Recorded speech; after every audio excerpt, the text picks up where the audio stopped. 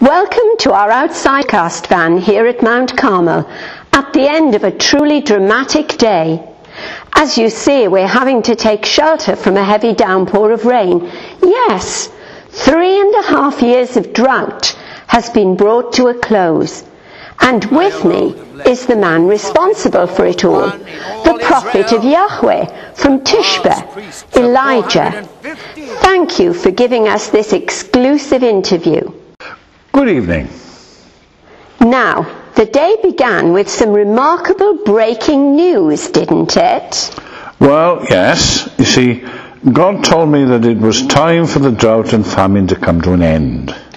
Show yourself to Ahab, and I will send rain on the earth. In fact, King Ahab had actually been hunting you down for quite some time, hadn't he? What did he say when you appeared at the palace asking to see him?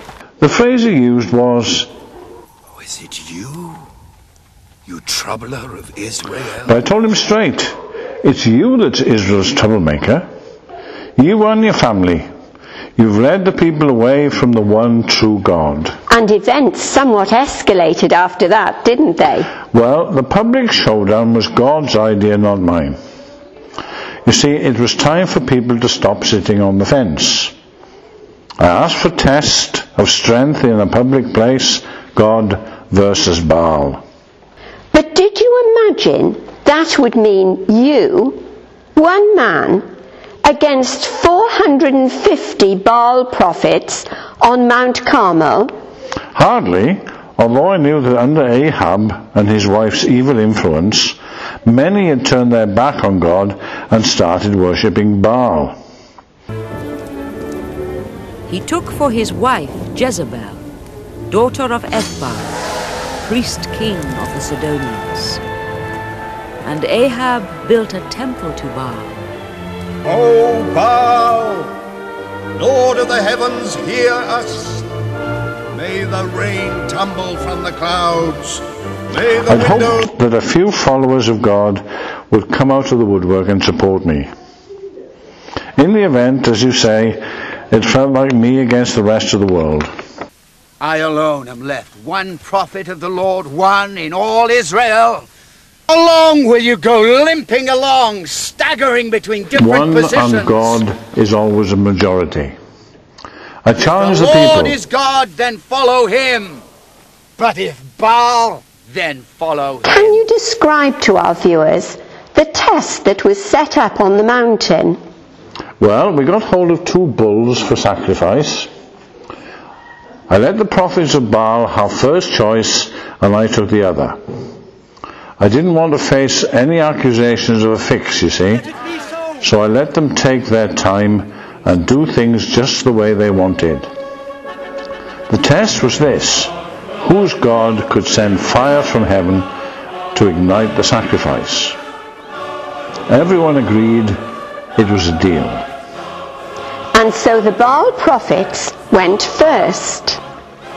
Yes, sir. They began calling on their God and dancing around their altar. It was quite a show. Naturally enough, nothing happened. But as time went on, they all got rather more desperate, and the noise got louder. What a carry-on.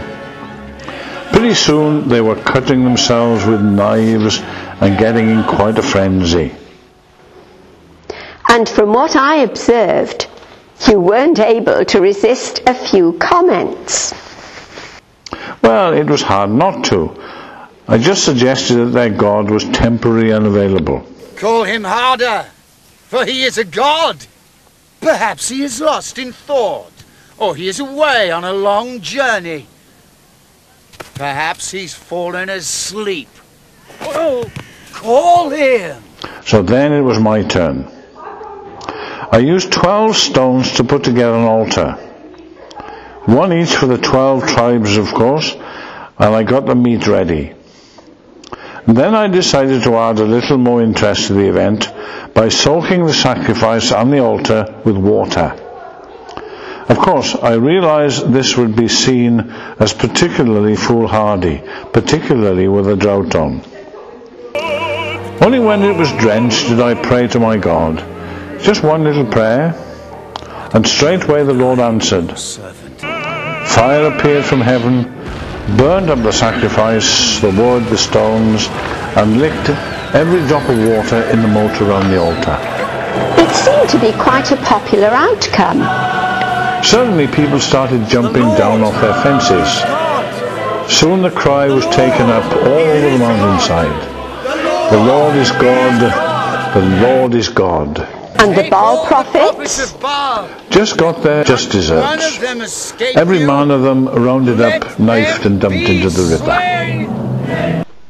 And the rain? Well, that was what the whole exercise was about. God himself putting an end to the drought and famine in ways that would let the people know for definite that he's in charge. As I prayed after the sacrifice, the reports kept coming in of rain on its way. First a tiny cloud out over the Mediterranean, no bigger than a man's hand, but the cloud grew and grew, and finally the downpour started. It's going to be a bumper harvest this year. Are you expecting some public recognition for your part in ending the drought? I think not.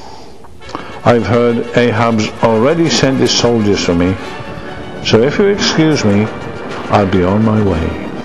Thank you. And now, back to the studio for our weather forecast.